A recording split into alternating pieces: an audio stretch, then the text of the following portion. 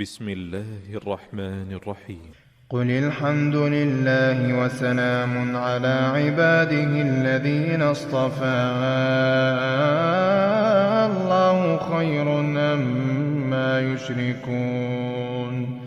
Where is Allah? Imam Malik was asked by Caliph Harun al-Rashid about evidence for the Creator.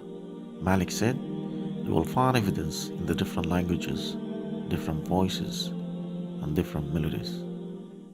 ومن آياته خلق السماوات والأرض واختلاف ألسنتكم وألوانكم إن في ذلك لآيات للعالمين.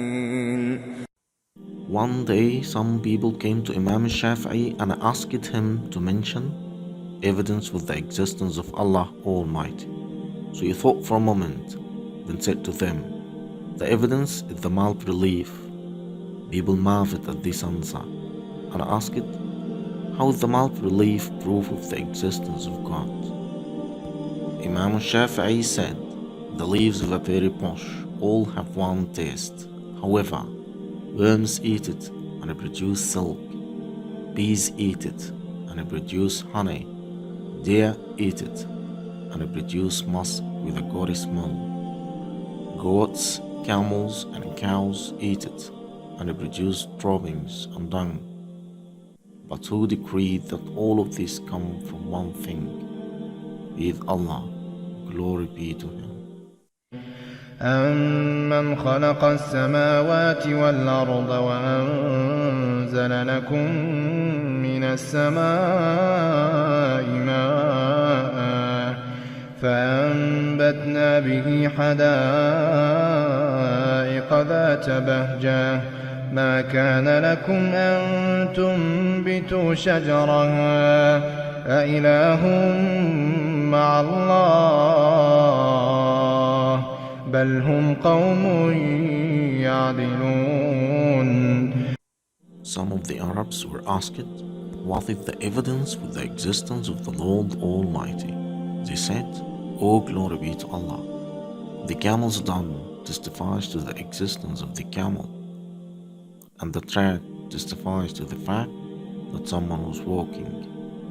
A sky that holds the stars, a land that has fairways, and a sea that has waves.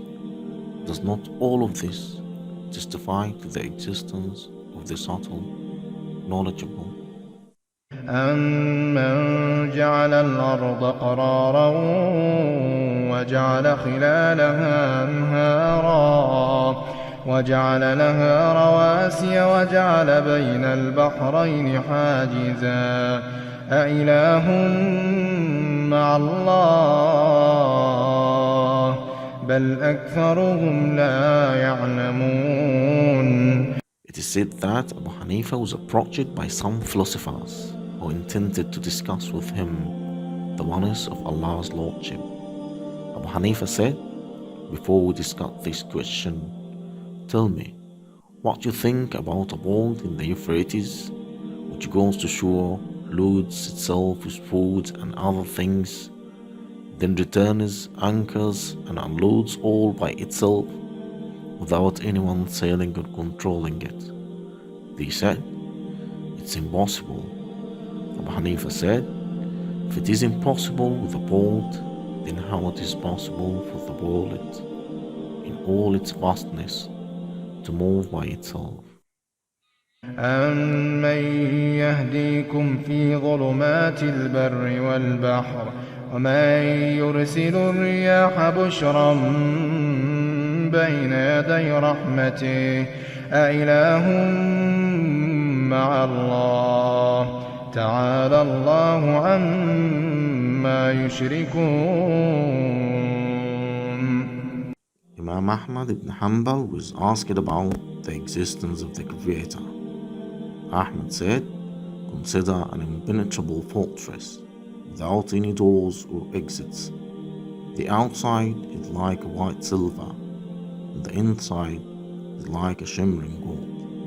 It is built like this until its walls crack, and out comes an animal, hearing and seeing, with a beautiful shape and a pleasant voice. Ahmed meant by that an egg when the chick comes out of it. أَمَّن يَبْدَأُ الْخَلْقَ ثُمَّ يُعِيدُهُ وَمَن يَرْزُقُكُم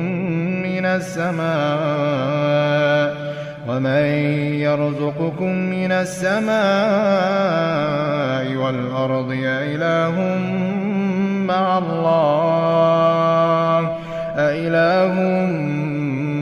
اللَّهِ قُلْ هَاتُوا بُرْهَانَكُمْ إِن كُنتُمْ صَادِقِينَ. Finally, O atheist, you need to see with your eyes and touch with your fingers in order to believe. The confrontation between your mind and your soul, which is ever inclined to evil, makes you in a state of confusion whether to accept the well-known truth or to reject it. That ends up convincing yourself that you are standing on a solid ground, but in fact, you are standing on ice floor. You have become without identity. You came to this world, know not why, and you will leave, know not where. And this is the difference between you and the believer who came to worship Allah and will leave to the garden of eternity. I bear witness that there is no God but Allah, and I bear witness that Muhammad is the messenger of Allah. أشهد أن لا إله إلا الله وأشهد أن محمد رسول الله.